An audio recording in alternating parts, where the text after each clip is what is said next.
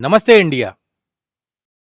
आज हमारे साथ एक विशिष्ट कलाकार, गायक, कवि, लेखक श्री एमएस बघेल जी मौजूद हैं, जो कि किसी पहचान के मोहताज नहीं हैं।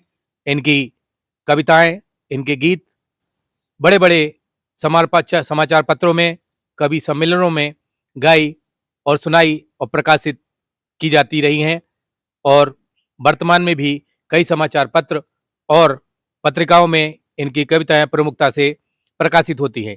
आइए जानें कि आखिर उन्हें ये प्रेरणा कहाँ से मिली और उनसे इन कविताओं के पीछे क्या दर्द छुपा हुआ है। आखिर वो क्या कारण है जिन्होंने उन्हें एक कवि के रूप में स्थापित कर दिया। श्री एमएस बघेल जी, नमस्कार बघेल जी। नमस्कार, नमस्कार सर। और हम आज बहुत सौभाग्यशाली हैं कि आज हमको ये मौका मिला है इस करप्शन और चैनल के माध्यम से।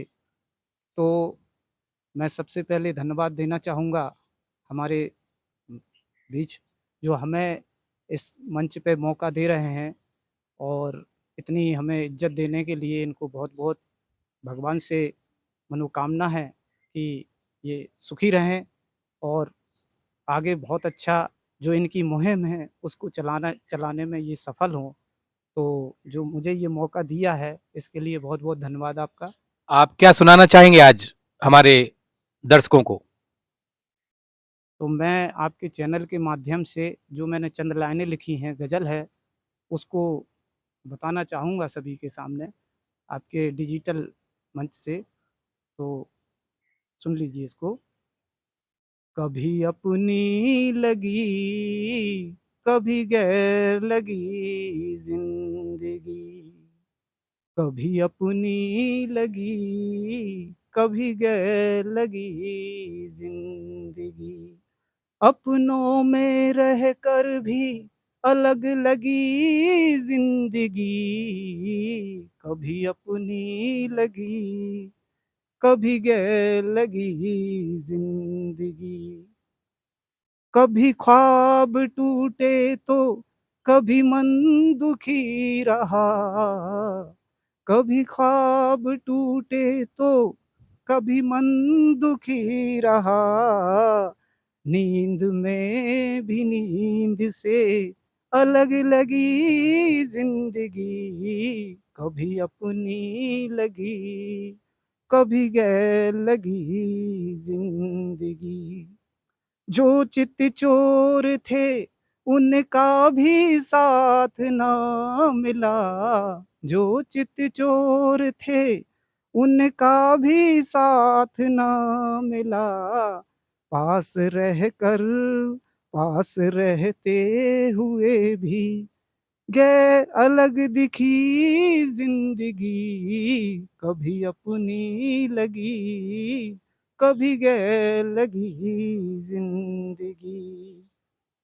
पूछा सोचते रहे और चलते रहे सफर पर, सोचते रहे और चलते रहे सफर पर, सफर में भी भीड़ से अलग दिखी जिंदगी, कभी अपनी लगी, कभी गैर लगी जिंदगी।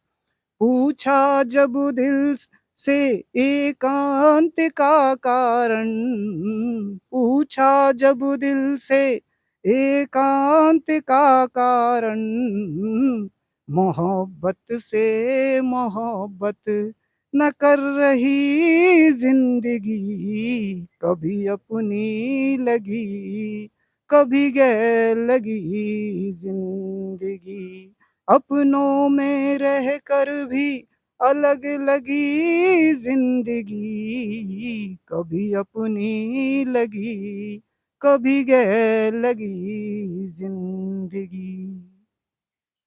बहुत खूब।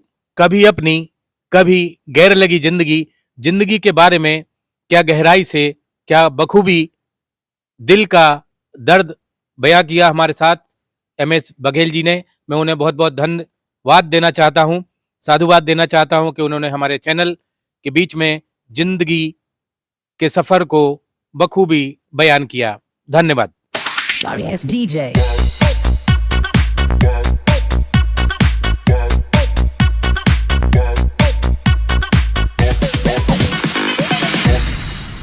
Sorry ass DJ.